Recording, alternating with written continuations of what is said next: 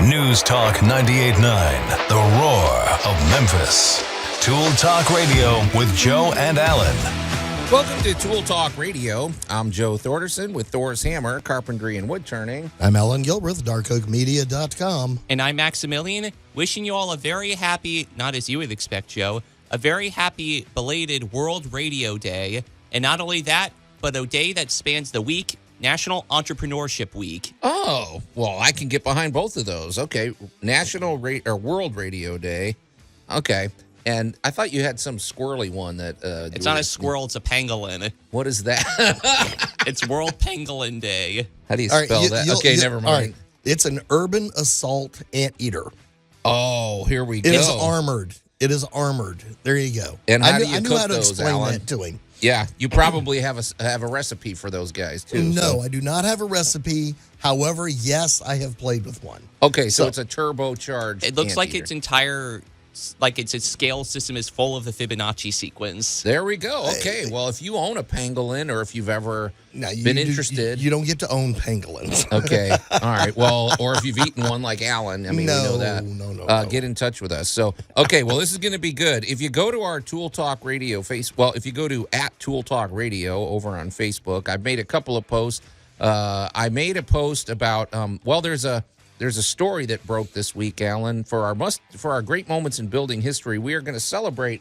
This is a local group. You know, we're always talking about street level, and we love that can-do attitude and grassroots and everything. Well, over in Europe, a group of concerned citizens, there was a infrastructure project that was just lagging. There was all this bureaucracy bogging it down, and they just went ahead and fixed it themselves, and it functions great. Why not? Awesome. I don't know if it was legal, but we I don't think they asked. So we're gonna talk about that as well. Speaking of infrastructure issues, I guess we got Fatbergs developing in Collierville. Man. Yeah. I mean, did they not listen to Tool Talk Radio? Have we not warned them of the dangers of I think the town council out there just needs to say, listen to the show. They'll explain it. Yeah, because we're going to dive into that again because of my week in review is going to touch on that just a little bit. It sounds like you had a week of unpleasant clogs. First of all, you were clogged up, right? You had a cold or something? Little cold for a few days, but I made up for it in one day. Okay. Wow. When I hear Fatbergs, all I hear in my mind is My Heart Will Go On by Celine Dion. I think this is a slower sinking than that, Max, but you're probably on the right track. So. Yeah, it would have been a good soundtrack for yesterday. Okay. Also, I want to talk about lighting. I think I teased it about a week ago, and we never got to it. So we're gonna talk about some interesting lighting effects and everything like that. Also, we have a tool tale coming up. But Allan, I want to welcome a new sponsor. This is exciting and very timely. We have a new sponsor for Tool Talk Radio, Groundworks, and they're all about protecting the foundation of your home and crawl spaces. Let's connect those because it's all important. We have to. Without that, it's one of those problems that's not going to fix itself, and you don't want to let it get away from you. And not all of your foundation problems are a big, scary, horrifying solution. Sometimes it's just a matter of getting in there and taking care of it. And it's definitely something that you have to pay attention to. And there's all sorts of overflow. A foundation problem can lead to many, many other problems as well. So we're really stoked about having Groundworks as a new sponsor. So looking forward to meeting those folks in the weeks ahead as well. So, absolutely. Okay, but before we get to any of these exciting topics, let's get to our must-have item of the week. I'm going to kind of shake the container. And I guess just tell people what I'm holding up here, Allan. Those look to be 4-inch long impact concrete anchors. Yeah, there you go. So I threw in the you got the proper drill bit in there. The concrete drill bit for good measure. So yeah, my daughter, I think I mentioned to you, she's getting some little side gigs that help fund her filmmaking company because that's what she wants to do, but she has to do these little other jobs to pay the bills. So she was putting in, she built, I guess you would call this like a trellis for growing for growing vines up the side of somebody's house without the vines growing into their house. Right. So I said, well, I've got just the anchors for you, because the mounts that she was putting on, they were, 1x4 treated lumber. And so I said, if you want the easiest thing, just drill this drill a hole through the wood, drill it into the mortar of the brick. And these little anchors are great. They're really smooth. They actually have a little oily finish on them, so that they get in there. But if you drill the hole completely, folks, and I would say if you're drilling in, if you've got these 4-inch anchors, drill a hole that's about 4.5 or 5 inches, because there's going to be gunk clogged at the back and dust. And then you just make sure that whatever you're anchoring in is secure against the surface. You pound it in, and that's it. You're done. It taps in it looks kind of like a rivet. And a little tip, if you give it one good whack at the end, it makes it almost flush with the wood surface. So, but I love these things, man. They're easy and low maintenance. So, well, and they grip well. And the other thing is, of properly installed, they're virtually watertight.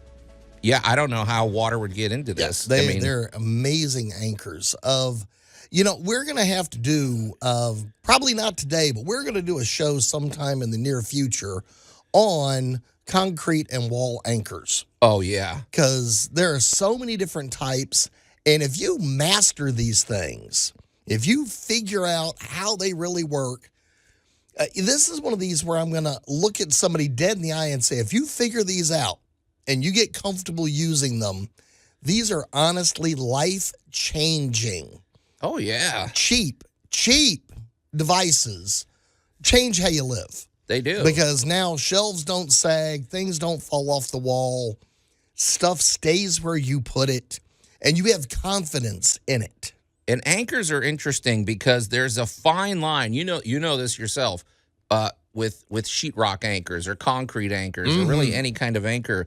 There's that very fine line between these things aren't going to budge even with a sledgehammer, or I gave it one torque too tight and now you can just pull it out with your hands. Yes. There has to be that finesse that goes with anchors. You gotta set them exactly right. But yeah, you're right, man. When you get these things set properly and when you get used to them, for one thing, it's going to save you a lot of time, and it keeps everything secure. I've even used these to anchor certain. I don't know. I've used these to anchor into concrete bases and things, like if I'm building a sunroom or something. So, yep. Anyway, but that's our must-have item of the week, and it was kind of fun that my daughter's getting some experience with these very practical and high-functioning anchors. So, all right, well, Max, let's shift gears. And now, Tool Tales with Tool Talk Radio. Okay, Allan, this is a roundtable, and I would like to know if this is a call to action from our listeners. I would like to know. So, okay, I was watching a YouTube video, and this guy was doing a review. He had 3 different brands, but he was doing a review. I want to call them track saws. They're pretty. Imagine a high-end circular saw, right? And it also plunges. So there's a lot of features. You can plunge it, you can angle it. It runs on a track. So imagine if you are using, you have a 4x8 sheet of plywood, and you need to make some very precise straight cuts, and you don't have a table saw handy. Well, this track saw, if you attach the track, it'll cut you a pretty nice line, and it's even got a dust collection option and everything. Okay, so here's what got me thinking. The track saw isn't really the point of the thing, but he was reviewing 3 brands, and this is one of these guys that's got every kind of tool. You're watching the video and you get tool envy. It's like he's got every clamp, every type of thing in his shop. Well, it occurred to me because he goes, well, this brand here, and I'm not going to name brands, is noted for their whatever, their bevel option. This brand here is noted for the whatever.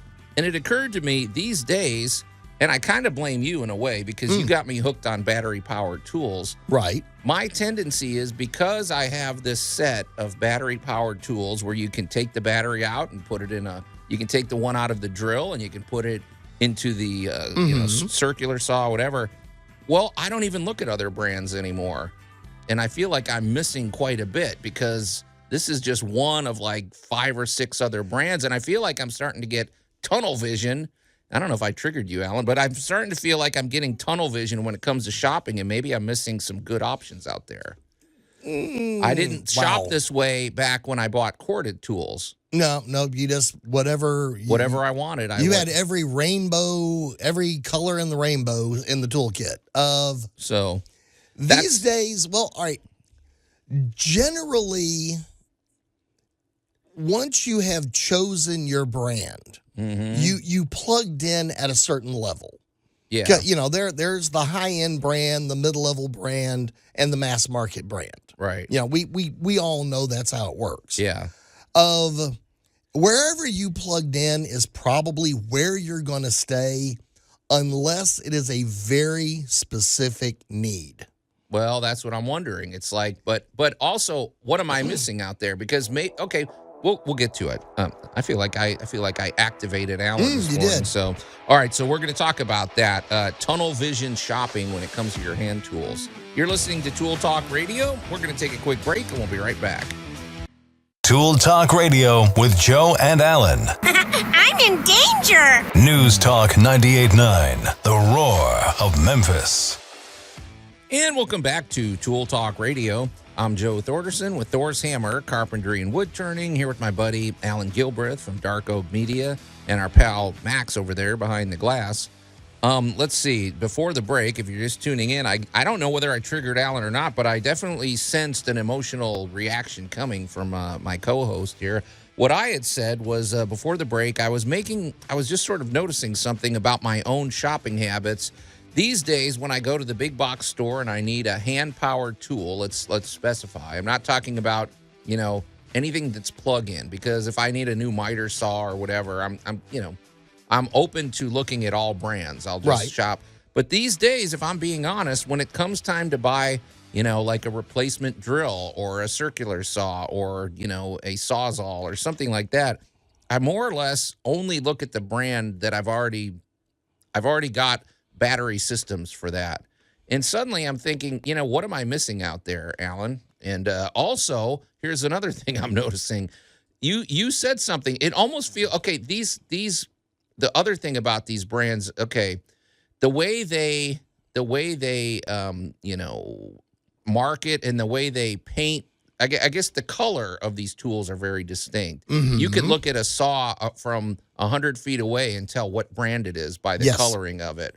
Well, have you ever been on a job site as well where maybe there's several different trades on that job site and there's a certain kind of, I don't know, that guy with the $400 circular saw is sort of looking at you, maybe a little with his nose in the air as you're pulling out your $60 plug-in job with the corded tape, that. You mean like my co-host that likes to make fun of my 12-volt drills until his arm is breaking, and then he begrudgingly asked me can he borrow my lightweight drill? Well, like that? Is that what you're talking about, Joe? That reminds me of this one quote that I had read. It's from this Buddhist text about like Star Wars or whatever, but taken out of context. Anyways, it says part of growth in life is not falling in love with your preferences. That's a pretty good quote. Not falling in love with your preferences or something. Well, I don't know if that's the case here. I think it's more along the lines of just, well, I don't want to go buy a whole new battery system, or I've become adapted to this. So I think what you have is FOMO. Okay. You are fear of missing out. I do kind of have for me personally, though, I have a sort of fallen in love with my preferences because I'm kind of a walking advertisement for one particular clothing company that kind of speaks to me. It's because it's like, oh, I know this works, so I don't really feel like straying out into the unknown of where it might not work. And so you could probably apply that to some of your tried and true tools without mentioning particular brands. I think it's true of I think it's also true of the vehicles you buy. There's certain vehicles I won't even look at anymore because I had a bad experience in the past with or something. But I think there's something here, but I think I'm also shooting myself in the foot by shopping this way. So I'm going to 40% agree with you and 60% disagree with you. Okay, talk to me. The 60% I'm going to disagree is name me a corded tool that is now not cordless. Pretty much. Okay, Pretty much. We're talking hand tools because, I'm not getting a battery-powered table saw. Well, they are. they're out there. There's Okay. battery-powered table saws. So pretty much anything that had a cord now is able to operate without a cord. Okay. Now, and even if it still has a cord, there is a power transverter that will allow you to use it cordless. Okay. So kind of welcome to that. The 40% of kind of going, well, are you missing out on anything in particular? I will say that some brands over the last 20 years, in my estimation, just my humble opinion, have slid a little. Mm-hmm. And there were a couple of brands that I got to admit I have taken a new look at in the last couple of years because they switched what company was their main distributor. Right. And I think the quality and quantity, and now I'm talking hand tools now, not necessarily powered tools. Right. But hand tools, I think, has dramatically increased in the last few years. So, we do get blinders on because we do like what we like. Yeah. And I will say that every brand also has a semi-unique feel to it, aka the weight, how it sits, how it functions, that you get used to. And as a person who rapid fire switches between tools, because a lot of times I'm working 20, 30 feet in the air. Yeah. I really have no patience for learning somebody else's tool system because I kind of got my way of doing it, and I've been doing it that way a long time, and I like it like that. Yeah. So on one hand, I do agree there is a little FOMO.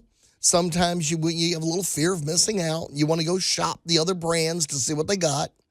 But, I will stick mostly in my own shopping to the tried and true and what I'm comfortable with. Well, perfect example. Like, I guess what you're making me think about is like, for example, if I'm doing a bathroom remodel, which actually I'm going to be doing that coming up in about a month or two. Mm-hmm. Well, I know how to do floor tile, but I don't want to do it because tile guys know. I mean, they've got all the tools. They do it. I have a really good tile guy that I refer. And so I'm happy to subcontract out the tile guy. Well, you know how this is. Occasionally, I probably will have to do some tile work, but I'm not. I mean, that might be once every 2 years. So I'm not going to buy the high-end tile saw versus the whatever. However, obviously, the tile contractor I'm working with, he's going to have the high-end whatever. So I think you need a variety of quality based on how much you use it. It makes no sense for me to invest in things like that I'm only going to use. However, a circular saw, which I'm probably going to use literally just about every day, needs to be a good one or something. So, but all the same, if I'm being honest, I still stick with this one brand. Right. And well, I feel like I need to expand my horizons here. So, well, the brand that you're sticking with may already have expanded your horizons. You're really trying to sell me on my. No, you basically can pick any one of the major brands, right? Any one of them, whether they're lime green or cobalt red or blue or whatever color they are. They now have a depth of products. And even your big box store might only carry 10% of what they actually make. Okay, now that's a good point because when you Google, that's interesting you said that because sometimes this is probably a good shopping tip. There's a lot of times my wife will say, we're getting something from one of the big box stores, so she pulls up their website, and she looks it up, and she said, "Hey, I found this such and such." On the way home from work, can you pick it up? And I said, well, you realize they don't actually carry that in the store. We're going to have to order that because they have a pretty big selection on the website, but it doesn't mean it's always on the shelf. Right. So, well, they usually tell you that, hey, order it here. We'll send it to the store you want us to send it to. Right. And you can pick it up there or we'll send it straight on over to the house. So there is, and I'm saying this because this week I had a little extra time on my hands and I was shopping for a few things that I'm going to need in the next couple of months. And I got to tell you, I never thought I would see a battery-powered post hole digger. But not only have I seen one of those, I've seen at least 4 different models. Oh, boy. Different battery sizes, and I'm like, Okay. I haven't ordered one yet, but I pretty much guarantee I'm going to buy one sometime soon. I'm trying to think of how that even works. How big of a battery? I mean, how big of a post hole? Are you talking about for fences or something? Yeah, well, they have a 3-inch, a 4-inch, and a 6-inch. Well, that's and not huge. I mean, I thght you were A talking 6-inch is monstrous, Joe. Okay. Well, considering the average post hole, the average post is a 4x4. Yeah. I always A overdid, 6-inch. though. I like those, I like a good anchor. Well, there. you like that big old 8-inch. If a truck hits it, I don't want the Right, truck to but win. I'm talking about I've got a job coming up in April that's going to involve planting probably 200 or 300 bushes. Oh, yeah. You need... And Yep. man, a 6-inch auger just walking down to would make planting bushes so fast, so easy. Okay. Well, I'm So- curious if anybody out there that works with tools regularly has the same kind of shopping bias or they blinders that I feel like I've been doing. Get in touch with us and let us know. Or if you're a tool snob and you only buy this one particular brand and the $500 hand drill and everything, then I'd like to throw down a challenge. Next time you're at the big box store, buy the tool that you wouldn't have normally expected to. There you go. Hey, Max, that's pretty good. Okay, well, when we come back, boy, I hope this isn't going to ruin anybody's breakfast. We're going to find out what Allan did this week. Tool Talk Radio with Joe and Allan. Would you please come help me tamp this down? It's a job that requires 2 men. News Talk 98.9, the roar of Memphis. And welcome back to Tool Talk Radio. I'm Joe Thorson with Thor's Hammer, Carpentry and Wood Turning, here with my buddy Allan Gilbreth from darkoakmedia.com and our pal Max over there behind the glass.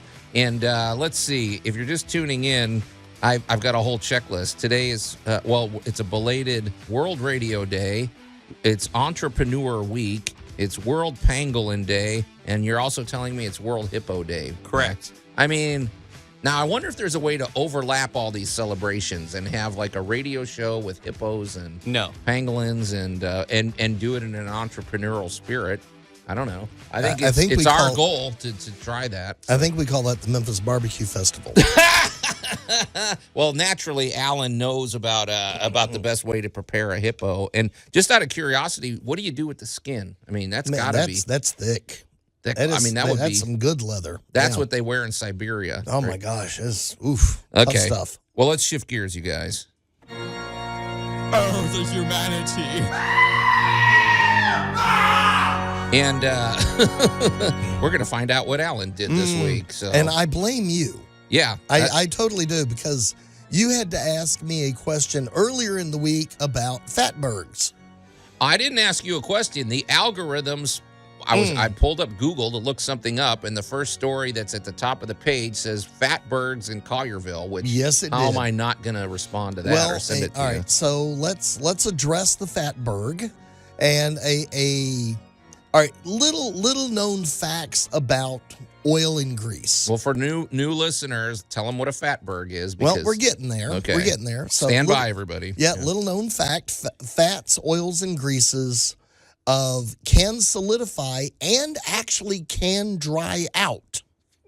And that goes for hand lotion and shampoos and conditioners. Anything with an soaps. oil base. Right. Anything with an oil base.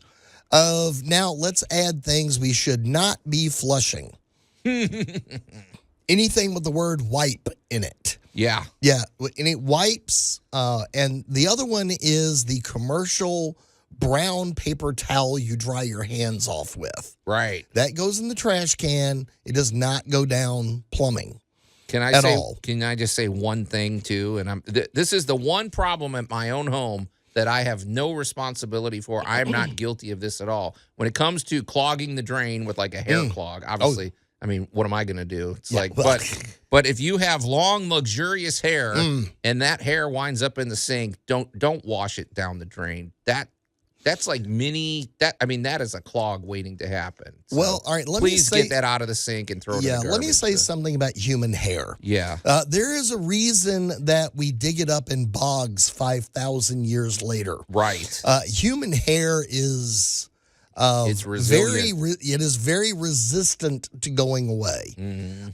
So now let's add in some cold temperatures so we can give anything with a fat base to it a good reason to solidify, and it can collect with the wipes, and collectively we refer to these as Fatbergs. Yes. Now, the horrible thing is these things are really hard to get rid of because they get really solid.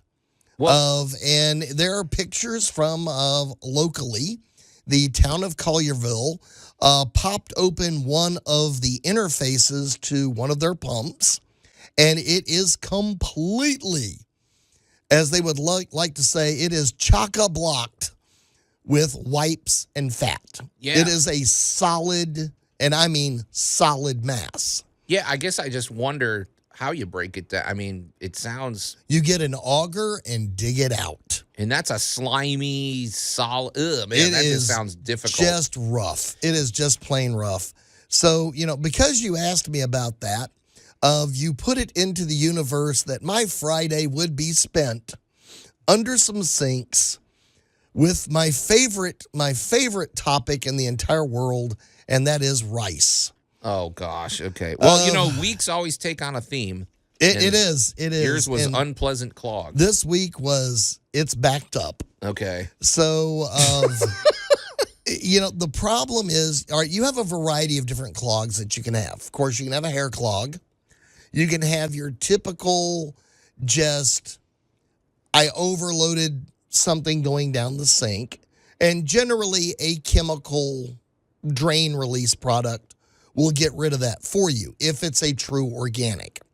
Now, if you've got a lot of hair and wipes and stuff like that down there, you may literally have to physically get that to move out of the pipe. Yeah. The other one I want to warn people about is after a party, after the big game, after, you've been entertaining, you may have a lot of something left over. And I'm going to say, in particular, the terrible trio are rice, oatmeal, and grits. Oh, yeah. Don't run those down the garbage disposal. And pasta. Pasta is it's a grain. Yeah. It's that anything that can continue to expand. And if you do run it down the drain, please run enough water to get it out of your system. Or just, yeah. Because, goodness gracious, when that stuff stops, wherever the water stops, it's going to sit. Yeah, that's true. And expand. I got a question regarding the history of Fatbergs. Yes. Are they a fairly recent phenomena, or No. have we ancients been contending with this foe for thousands of years? Okay, well, first off, you had to have pipes and sewers to have to deal with it. And literally, yes. All right, the far more disgusting version of the Fatberg was prior to having sewers let's take a city like, New York, where it gets very cold and can stay cold for an extended period of time. Before sewers and before being able to conveniently get rid of liquid waste, we would have a tendency to chuck it out the window into the street, and it would freeze. And somebody else's problem continue. now. Yeah. This is why men are supposed to walk to the outside and women walk to the inside going down a sidewalk. And that's because you would get hit with the chamber pot and not hurt.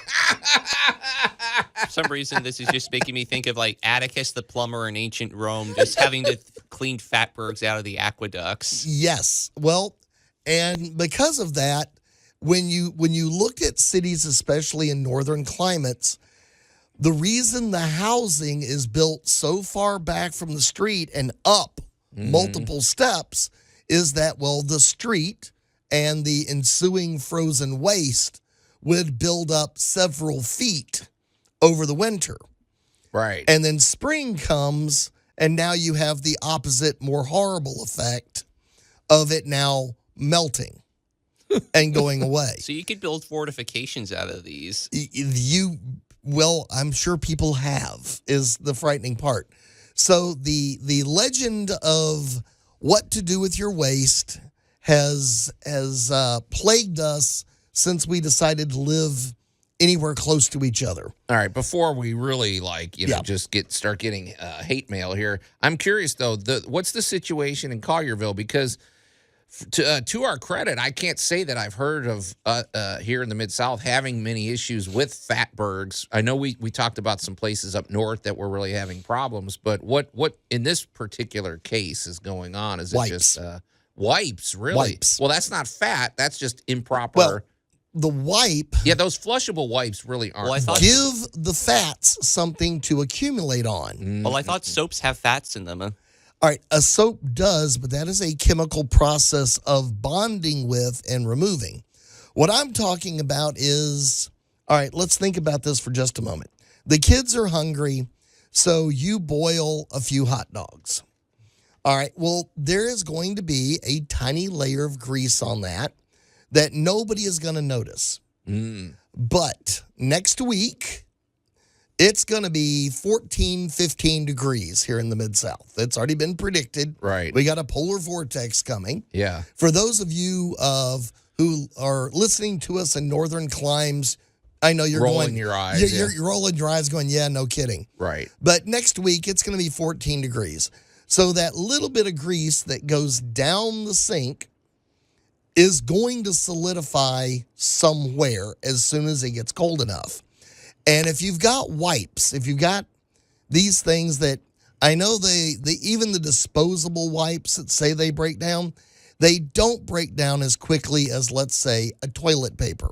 Yeah, especially one ply. You know my feelings. Yeah, So, well, yeah. and as you've learned, even too much toilet paper can become a soft clog. Yep. Yeah. Of substances, again, rice, oatmeal, grits, a lot of pasta. These things can all back up a system because they will swell up, and especially in really cold climates, now it's got a reason to firm up and hold back the water. Well, I hope they can address this before it really gets cold next week. I don't know. I mean, Well, today it's going to be warm. Does that help the? It does does. that help the It situation? relieves a lot of the problems, but the biggest issue is those disposable wipes are not as disposable as you think, and they really need to go into terrestrial trash, not down the drain. Yeah, Because they grab onto everything, they absorb the oils, and as soon as they get cold, that thing becomes, and if you've got to clean any of these out, some of these clogs are as solid as drilling dirt. Oh yeah, I know we feel like a toilet and a sink drain is a magic thing that just takes everything away, but really it doesn't. So, all right, well, Fatbergs in the Mid-South, we'll continue to follow the drama. But when we come back, we're going to talk about the proper foundation of your home. Tool Talk Radio with Joe and Allan. Did somebody say boom? News Talk 98.9, the roar of Memphis. And welcome back to Tool Talk Radio. I'm Joe Thorderson with Thor's Hammer, Carpentry and Wood Turning, here with my buddy Allan Gilbreth from darkoakmedia.com and our pal Max over there behind the glass. And if you're just tuning in, lucky you, because you probably wouldn't want to finish your breakfast after the conversations we've been having about Fatbergs and Collierville and all the unpleasant stuff Allan dealt with this week. But also, we want to remind you that today is World Pangolin Day and World Hippo Day and World Radio Day and Entrepreneur Week. So pretty full roster, and we're going to celebrate all of those together with a barbecue and a celebration of our radio career later. It's a belated World Radio Day. Okay, belated. But thank you, UNESCO. Exactly. So, well, we're very happy to announce, and also if you just tuned in, we want to reiterate, we are very happy to welcome a brand new sponsor to Tool Talk Radio, Groundworks. They're a national company, Allan. And boy, the services they provide are as fundamental as you can get. They are all about a healthy foundation for your home and helping you deal with an unhealthy foundation, and that includes crawl spaces. That includes just if you live on a slab or if you have basements, drainage issues, they can handle it all. And I think it's a good time to talk about foundations. Well, considering we're predicted to have 4 inches of rain today. Yeah. It's really loud. I can even hear the rain from through the roof here. Yeah. So we're actually hearing it in the studios live this morning. All right. Well, you can go to groundworks.com and check out all the wonderful things they have. They got a great website. But the 2 things I want to pick on, and one of them is one of just I'm going to say, realtor torturing things I look for in a property. Okay. And you and I have been through this many times, and that is cracks in the walls. Right. Especially along brickwork or any type of interior wall where the plaster and or drywall has cracked. Yep. Because these are absolute indicators that you have got a foundation issue. Especially if it's like a stair step crack. Sometimes you see where it just goes straight up, and sometimes it's next to a fireplace, but then usually you see that little stair step going. And that tells me you've got something torquing. Right. This is a random question, but perhaps related. Are problems with the foundation at all related to, like, there's this episode of The Simpsons I remember where, like, half of the house was kind of sinking and shifting like the Titanic? Yeah, Yes. pretty much. Bingo, Max. It may not be that extreme, but it doesn't take much to form those cracks if the foundation starts giving way.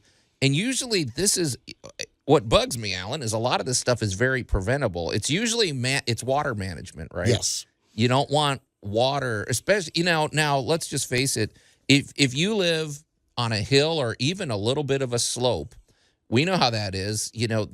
You're facing different challenges, so it's like you might have the runoff from your neighbor's house coming to the back of your house, and then the front of your house drains fine, but the back is taking a beating every time it rains. So, well, all right, you and I have pointed this out about 1,000 times over the last decade of your house moves. sure. Right now we've got, it's a good rainy day. We got a little blustery wind blowing out there, and your house moves a couple of inches. A good wind comes blaring across, and you hear your house creak and moan. If you've got an attic access, you may hear air suck in and out of it as air pressure changes around it. The other thing that people don't think of is dirt moves. Sure. Soil gets up and shifts around, and especially when you have this kind of weather, where we've had here in the Mid-South, we have had a bipolar winter. We have had some very good winter weather. We've had a nearly record amount of snow this year. And all of these things expand and contract and freeze and move the soil around your house. Right. So you and I talk about this fairly frequently, and we'll talk about it more as we get into the spring, about taking that walk around the house and looking for pooled water, things that are getting under your foundation.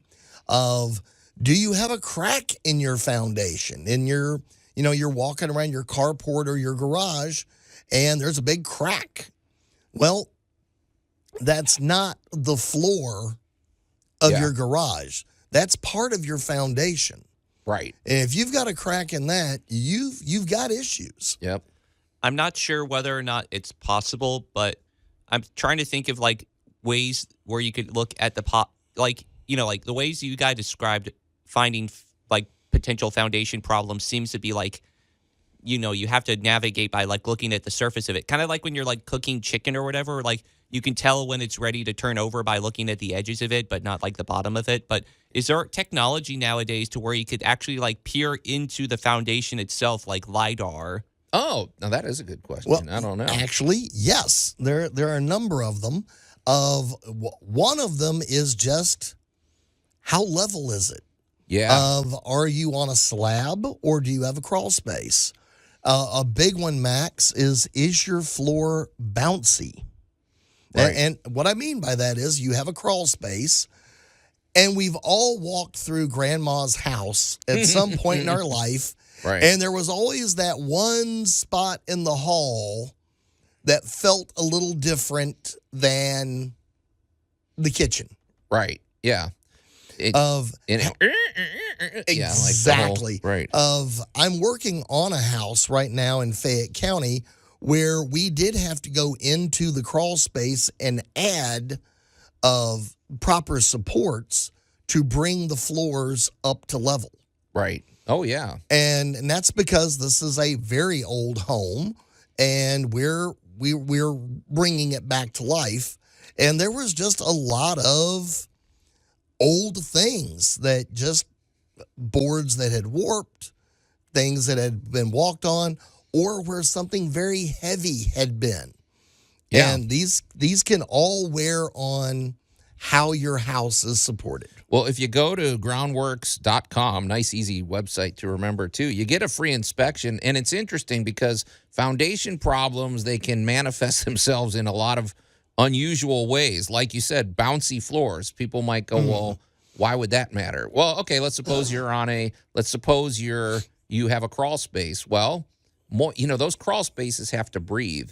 Air needs to move through there. If you're trapping moisture and that moisture has been trapped for years and maybe decades, now you're softening up. If you have a water leak in that drain pipe that nobody sees and that it's rotting the wood away, those are not things to ignore. You're also going to notice musty smells. You also might notice allergies. You might notice that kind of mold forming in places and things. So there's all these things that you don't connect with a foundation problem, but they're all related. So. Can trees contribute to them? Because, trees can get into pipes and affect piping, and so perhaps it stands to reason trees can affect foundations. Very much the so. roots, yeah, they'll crack a That's foundation. what I was thinking. That's why you don't plant a tree 10 feet from your house.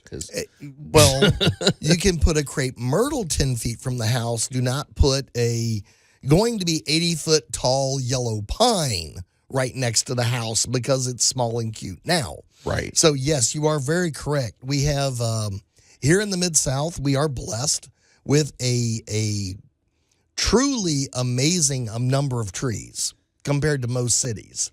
However, a lot of them were a little too close to the houses, and it may be time for some remediation efforts. Well, we're looking forward to visits from our friends at Groundworks in the weeks ahead. But yeah, get in touch with them. Go to groundworks.com and book your free inspection.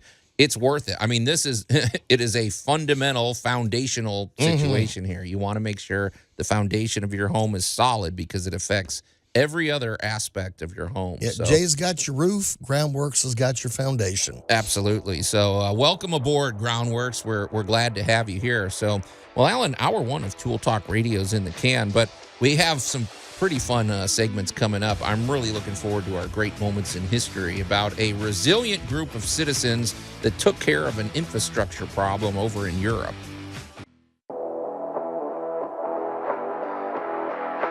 News Talk 98.9, the roar of Memphis. Tool Talk Radio with Joe and Allan. And welcome back to Tool Talk Radio. I'm Joe Thorderson with Thor's Hammer, Carpentry and Wood Turning, here with my buddy Allan Gilbreth from darkoakmedia.com and our pal Max over there behind the glass. It's a good day to get on over to Facebook and go to @ToolTalkRadio and check out the posts we've made over there, including our must-have item of the week. Well, I guess they were must-have items of the week that we got to, and also a little teaser about what's coming up with our great moments in building history. And once again, if you are just tuning in, we want to welcome a new sponsor to Tool Talk Radio, Groundworks, who are all about the protection of the foundation of your home. They offer free home inspections, and if you have any foundation problems, it's nothing to ignore. You definitely have to address this. And also, sometimes the solution is not all that scary. It might be a very simple fix, but either way, it has to be addressed. So just suck it up and call them. It's like, I mean, it's one of those things, right? You can't just keep ignoring it. So yeah, well, a Band-Aid fix is not always a good idea. No, just ask anybody that's had foundation issues with their home. So, welcome aboard Groundworks. So, well, you guys, I wanted to talk a little bit about, man, when we go to the big box store, it's interesting. I mean, I can clock the evolution of what you see on the racks. Allan. So, for example, we have a big box store that was built. Man, it's really convenient. It is like 3 minutes from my house. It's a half mile away. Right. And they built a store that I go to just about every day. But you know this, if you think about what that store looked like 20 years ago versus what it looks like today in terms of what are in the aisles, the store still looks the same from the outside, but some things have more or less almost disappeared in terms of like nobody's buying it anymore. And then other things that used to take up maybe one little bit of shelf space suddenly have an entire section themselves. But especially that is true when it comes to lighting. I knew I'd get there in the end. I wanted to talk about lighting. So I do remember the lighting aisle 30, 40 years ago used to be hot. Right. You go in there in the summer and you almost are like, oh my gosh, I got to get out of here. You could feel your skin moving as you walked around that section. Right. It's not hot anymore. Yeah, there's something to be said for that. I wonder what that does to think about it. What if you have a high rise in New York or something, and you went from everybody using these hot light bulbs to light bulbs that are more or less neutral in room temperature? That's got to make a difference. All of these things have an accumulated effect, I think. But you are on the money. I mean, it's a dramatic difference than what we used to go through. Can I ask a question about lighting? Sure. You know, a while ago for episodes, we were talking about the difference between LEDs and LEPs. How you got really excited, Joe, about the possibility of buying LEP flashlights. Well, is there a possibility of LEPs, light exciting phosphates or whatever, of them actually being made for like standard lighting, or is it too concentrated a beam? Wait, I got to remember what LEP stands for. Well, all right. What you're getting into here is the use of semiconductors. So the big difference between an LED and an LEP is the LED is basically a good old-fashioned semiconductor, and what we didn't know for all these years was one of the side effects of having something that was only semi-conductive as opposed to totally conductive was photons. It made light. And then we accidentally discovered that, we can now make light in a very different way without all the heat. Right. So now we can do it with so much less energy. And now that the LED technology is maturing, I mean, it's really... It's very commonplace. It is even the light bulb aisle is mostly LED versions of light bulbs. Right. Yep. And LEP, I was incorrect. It stands for laser exciting phosphor. I think you're thinking of those like almost military grade flashlights where you can light up an entire 5 acres of property. Remember, it's like the laser thing where it's like a lightsaber that we talked about the other day where it's like, I got to get one of those for myself. Right. Well, the thing about the LEP is it is actually designed to take it to that level. So I don't think it is cost effective or technology effective to dial it back to the LED category, because an LED is now going back in time to when we started replacing incandescent with fluorescent. That was a big jump. Mm-hmm. And then, we still had incandescent and we now had fluorescent. And now the LED has come along, and the LED is just eradicating the previous technologies. So I think what we have is the LED as our base, and then we will have new lighting technologies for very specific uses. It's like how we had to start with VHS, but then we evolved to DVD, then to Blu-ray, then to whatever. And now we're just digital. Now we're moving to a new base. Yeah, now we're just a digital base as technology moves forward. So now with the LED, I'm going to look back at Joe and go, wow. I looked at last week, and I will be installing them in the next week or two, LED-backed mirrors. Well, there you go. That's what I was getting at, because what intrigued me is more and more we're seeing, okay, now we have a light source that, for one thing, it doesn't get super hot. It's portable. You can have a little LED strip, and it does the job of, like, in the past, what would have taken, like 15 light bulbs or something. Well, and you can dim it. It's dimmable. You can tape up little strings of LED lights. So as a result, what we're seeing these days, which I think is super cool, is we're seeing a lot of things that are being lit up in ways that they weren't lit up before, like in a lot of backlighting. I always love indirect lighting. Like I love that lighting that if it's on the top of a cabinet and it points at the ceiling and it creates a glow. And mirrors, like you said, I've been seeing a lot of backlit mirrors.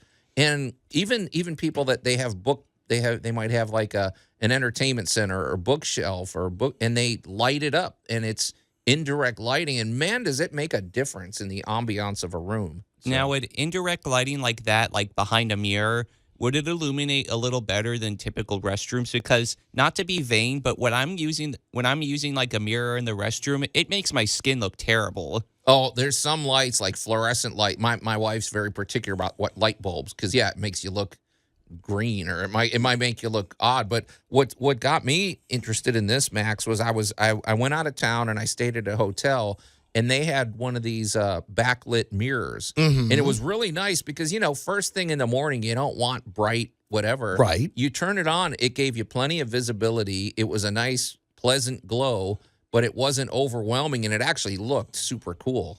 And I mean, Yes. it was just, you flick the switch and it's backlit. It looks cool, man. And I'm like, at our house, we backlit our TV, and you would be amazed what a difference that makes. It looks great. And so I'm just thinking there's all sorts of new opportunities to light areas of the home that maybe you never thought of lighting before. I could see pet enclosures. I could see, anything that just to give it a nice, comfortable glow so you can see what's going on in there now. So. Well, the LED technology has honestly reached a point where it's a strip. Yeah. It's just a little nothing. thin strip with little tiny semiconductors lined up down it that have a ultra thin coating that allow the photons to pass through. And the other part is they all come with a remote now. There's a remote. You can change the colors. You can up and down the spectrum. You can increase or decrease the brightness.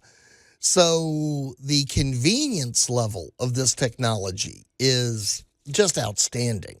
And if you want a game-changing experience, one of the things I've seen, and I'm going to run this by my wife, I think we need to do this, is a lot of people have these either motion sensor type of lights, and they're inside their cabinets. So when you're hunting for that pot or that cast iron skillet at the back of the cabinet, or that pantry that you don't know what's back there because you can't see in there, it's amazing. It suddenly looks like you're at a grocery store or something. Right. It looks really nice. And so I think the world of lighting is getting more exciting every day. So, well, we now have a technology that is truly as portable as your imagination. Yeah. So before, we were always trapped with how to get the wires in and the voltage that you had to use. And now with the LED strips, decorators are having an awful lot of fun with these things. Sure. Yeah. Although it does show all of the mistakes, too. So, I mean, you better. It encourages you to clean and dust, because now that little dark corner is being lit up. But it's not dark anymore. No, but it's great. And so if you've got any interesting areas of your home that you've been illuminate us, send us some pictures, and we want to check it out. So, but I thought that was a very, a very relevant topic, and it's going to just continue to evolve as we go. All right, well, I'm looking forward to this. In our great moments in building history, I can't wait to talk about this can-do attitude that a group of European citizens have fixing a serious infrastructure problem. Tool Talk Radio with Joe and Allan. There's something about an underdog that really inspires the unexceptional. News Talk 98.9, the roar of Memphis. And welcome back to Tool Talk Radio. I'm Joe Thorderson with Thor's Hammer, Carpentry and Wood Turning, here with my buddy Allan Gilbreth from darkoakmedia.com and our pal Max over there behind the glass. And Max, let's just jump into it. I can't wait to talk about this. And now, great moments in building history.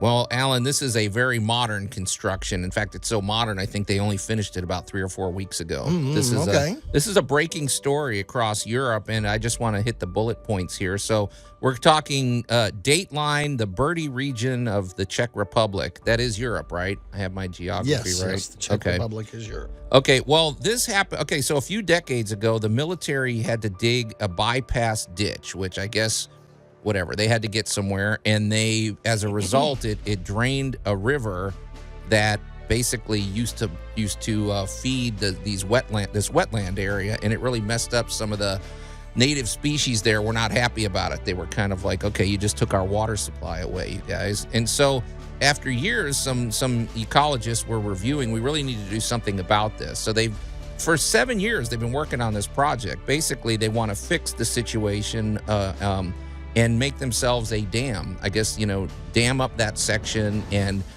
revitalize the area. Well, you know how this is, government bureaucracy and debating back and forth and different, elected officials not being able to agree. Well, a local group of citizens was tired of waiting around. They wanted to do something about this. So very quietly, they set to work and they created their own. When have you ever seen this? They basically dammed up this river. They created this, it took like 3 weeks of construction. It seemed to almost happen overnight, though, because you know how that is. Until you get the final pieces in place, the river is still flowing naturally. And so this group of concerned citizens basically took matters into their own paws, and they handled the project themselves, because what happened was this was a local group of beavers. They said, we're tired of this. And they set about and they made this dam. Well, the funny thing is, the government officials inspected this dam, and they said, this is actually better than what we had planned. It was going to cost $1.2 million in American money, But they took care of the problem themselves, and they said, well, we just got a free project finished for us. And it got me thinking, because, beavers are being employed. We really, the beavers had a tough time for many years. People were hunting them and taking their beaver pelts and making hats out of them and everything. But now we're starting to realize that the beavers play a pretty big role, and you can't just stifle their activities. And so I thought this was a great opportunity to celebrate a natural construction here, and maybe talk about the water management and how our furry friends are out there getting the job done. So. Well, they're kind of a mixed blessing of, all right, so let's go. Some people are shouting at the radio right now saying, have you seen what they did to my farm? They done ate all my new trees, and they blocked up my cow pond, and they're not universally loved. Let's put it they are not universally loved. However, we have discovered why they're a keystone species, and their little engineering projects can be extremely beneficial to us. Right. Especially when you're looking at out west where it's drier. Oh, yeah. We're going to get to that. There's some issues out west. The big trick is, how do you keep water on the land? Now, we are in the Mid-South, and we are unbelievably blessed with artesian wells, plenty of rainfall. We are not exactly an arid area. Yeah. We have an embarrassment of riches when it comes to the water department. Right. However, I am from the great state of Texas, and I will tell you, in East Texas, we got plenty of water. West Texas got a whole different point of view out there. When you can it's like drive, a different country on that side. Oh my gosh! And the whole West is basically, let's look at it this way. Every creek, every bit of water that runs back in, let's say, the 1800s, probably had a series of beavers that had dams, different families of beavers. The entire length of pretty much any river, creek, or pond had beavers. Yeah. And what that did was it created a constant supply of water on the land. Yeah, and so instead of water just flowing down and going away, it went pooling, from pond to pond. and now it's spreading, and it's allowing other creatures to thrive, Right. and then other creatures can eat those creatures, and Well, the whole, to quote the Lion King, the whole circle of life. right. Well, and the plants like it because now they're getting water supplies, and so yeah. Well, but welcome to the West that the U.S. was built on, and it was fertile. There was water. There was lots of critters, and as trapping advanced, we removed the beavers from a lot of land because, well, they do cause flooding. Right. The rains come, the beaver dams are all there blocking up the streams. The water backs up into your cow pasture. You and the beavers have got to have a few words. Right. Well, what we've discovered since we removed the beavers was we are really nowhere near as good as they are at keeping the water on the land. It seems to me that the lesson here is when you go for the nuclear option, there's always going to be collateral damage. Like I'm thinking of kudzu. They're like, well, you know what? Kudzu would be a great way to stop the erosion of the land. Yeah, it is. It is. It also kills all the trees. It also ate all the trees, and, right, and right. it, yeah. So there's never just this perfect solution. I also kind of like the idea of the humble approach being the one that kind of ends up being the most successful. It makes me think of this scene in The Last Samurai where this guy is talking to Tom Cruise's character when he's fighting and he's like, no mind. And so it's like, just don't overthink your approaches to these problems and everything and just let literally nature do its work. Yeah. I mean, don't forget that we're encroaching on their territory. So, I mean, let's be fair here. And we're learning that putting things back is a huge part of modern land management. Right. All right, so we've learned don't build too close to the coast. We've learned don't put your house where it's going to burn down every 5 years. Right. We've learned that, if it floods every 5 years, guess what it's going to do in 4 years? Yeah. It's going to flood again. Yeah. So by restoring a few wetlands, by restoring a few buffers, if you will, if you've got that very dry valley with the little creek at the bottom of it, a series of beaver families can turn that very dry valley into a pretty decent series of ponds and wetlands. Yeah. And a lot of places solve a lot of your water problems.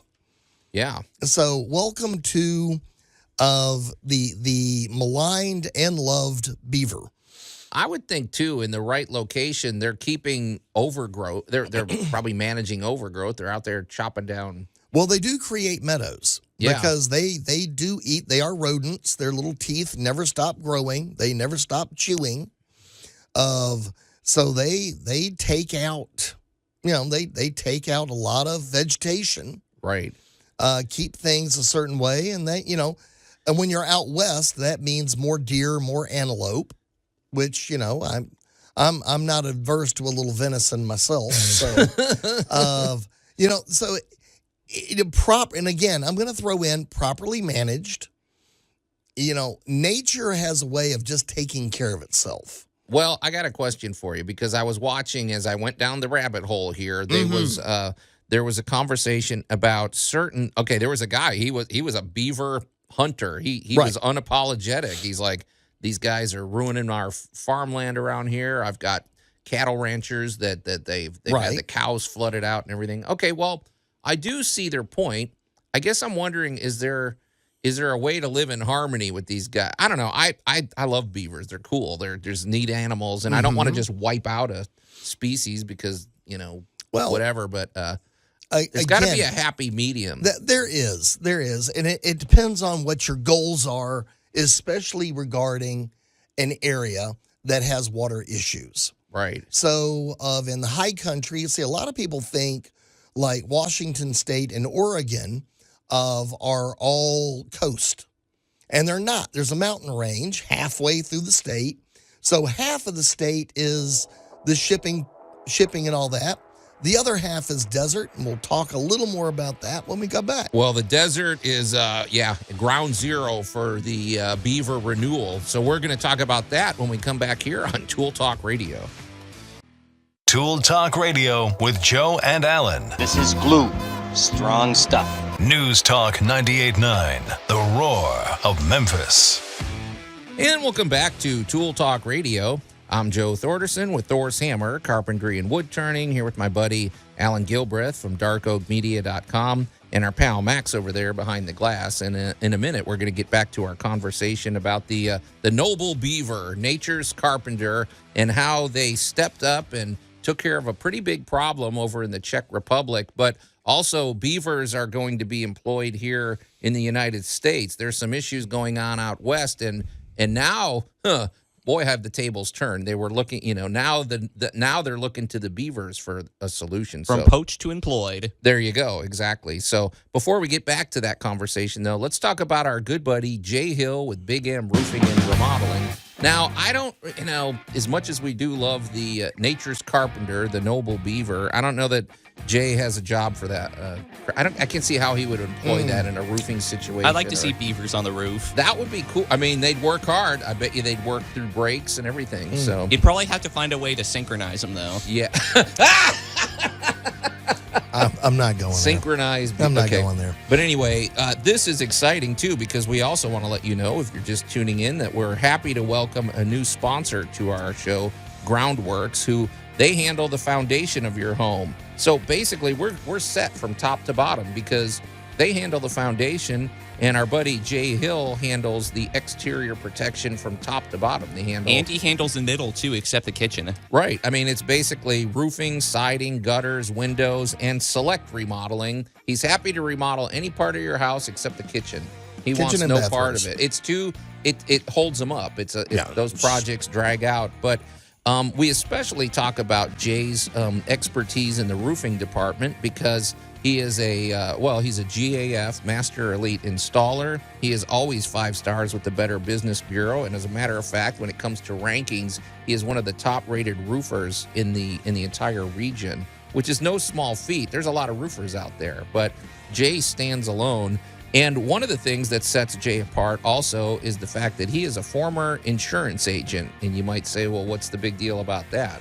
Well, the big deal is that many times, I mean, all of us have homeowners insurance. At least I hope we do. I think you have to have homeowners insurance. And the thing is, if you have damage to the exterior of your home, well, navigating that process and doing a homeowner's claim is not at all straightforward. Really, you need an advocate. And actually, Jay should be the first person you call if you suspect that you have some damage to your roof, to your siding, to gutters, to windows.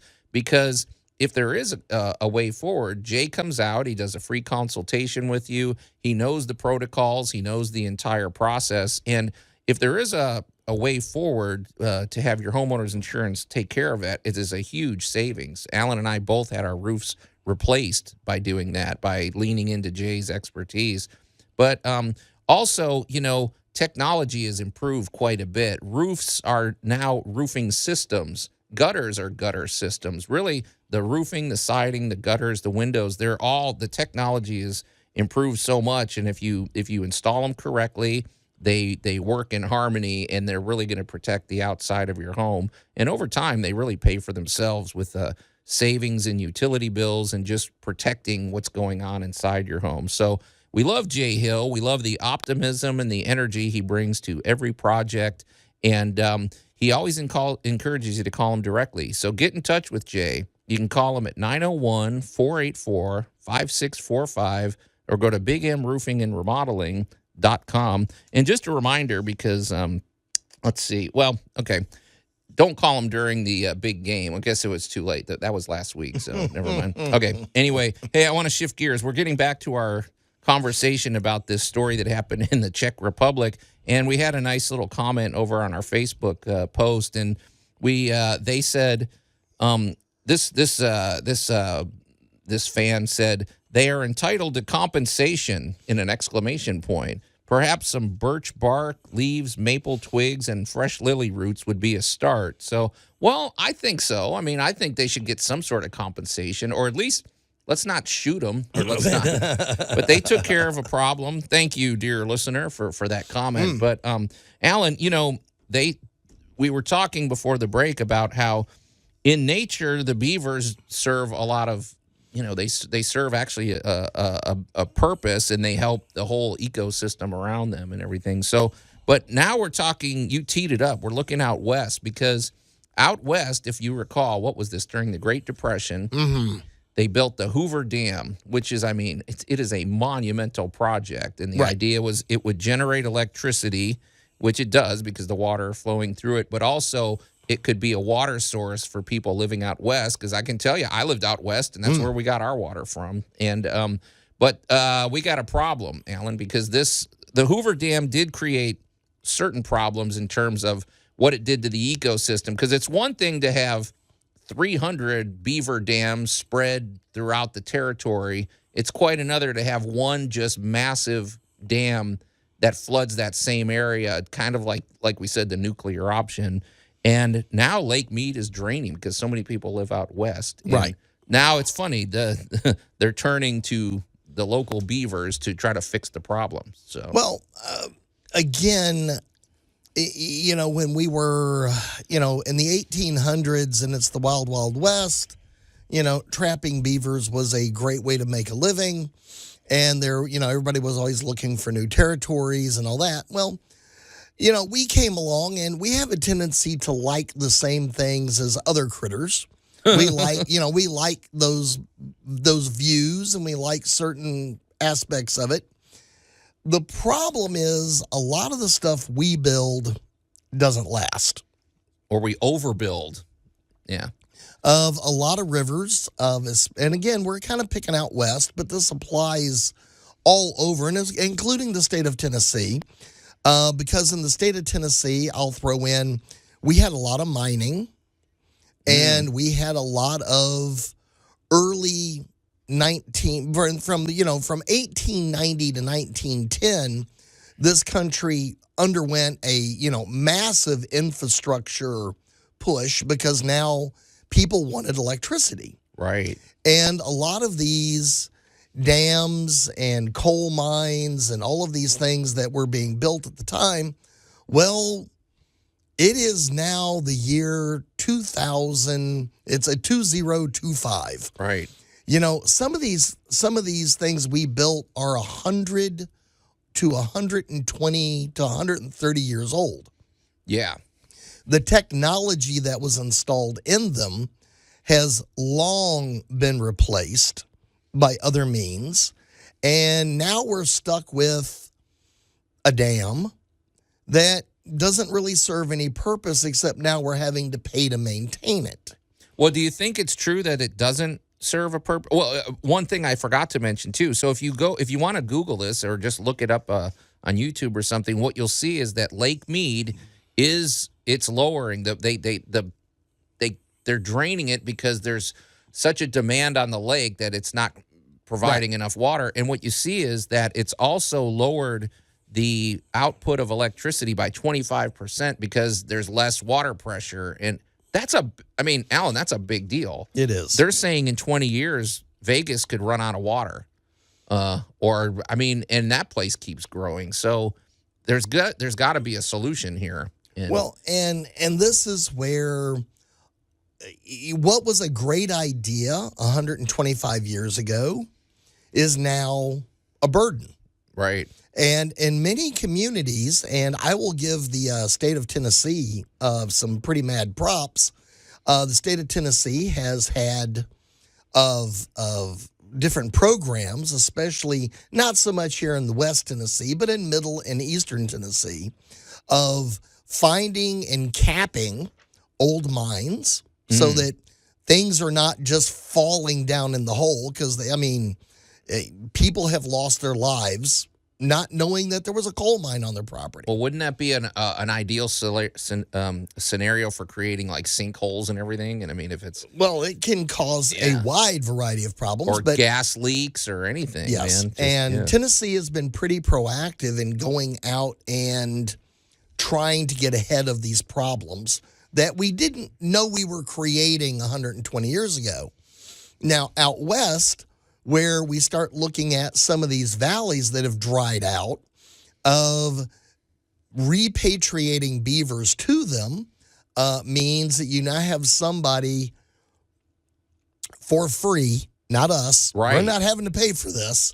That are, maintaining the water and maintaining the dams and keeping the water flow on the land. Right. So this is a lot like in New Orleans, that area, after Katrina and a few other storms, we're repatriating a lot of marshlands. Yeah. Because these provided us the buffer we needed against the storms. Right. So welcome to the new century, in which we're discovering a lot of old things were actually better. Yeah, we got to stay in harmony with nature. You can't just have explosive, mining. You can't have explosive growth at the cost of nature, because you're going to pay the price down the road. So, yeah. And sometimes you don't know for 100 years, but now that they've begun removing a lot of these, we're going to call them inconvenient dams, letting nature reintroduce their own controls. Yeah. Where you do have to give up a little property here and there, but their systems are working better. The wildlife is returning. And for those of you that are in that like hunting and fishing and that kind of stuff, good biodiversity is always a good thing. Yeah, I would think they'd be behind this exactly. So we have a few parting thoughts about this, because this is a big topic and it's unfolding before our eyes, and it's a very current news. You're listening to Tool Talk Radio. We're going to take a quick break and we'll be right back. Tool Talk Radio with Joe and Allan. I thought I told you. I do the cutting around here. News Talk 98.9, the roar of Memphis. Sounds like the Beavers. Yeah.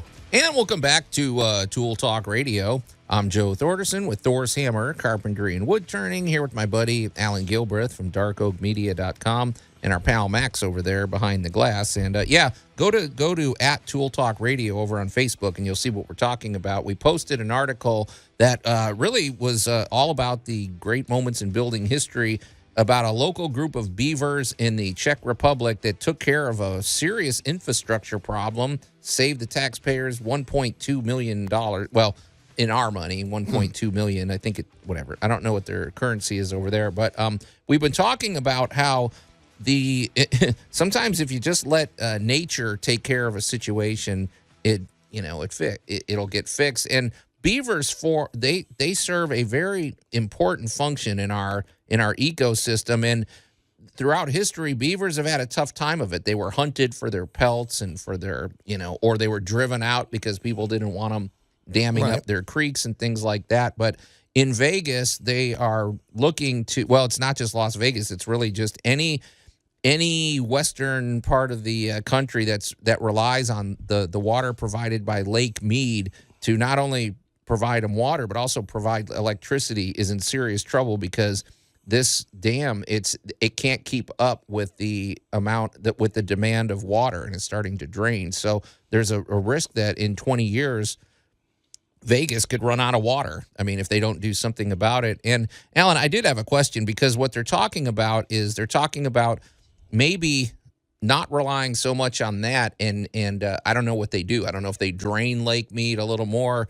They said there might be a benefit, instead of one giant lake having a few hundred beaver dams might be a better solution. And I guess I'm wondering why that is, because what is it, just spread out?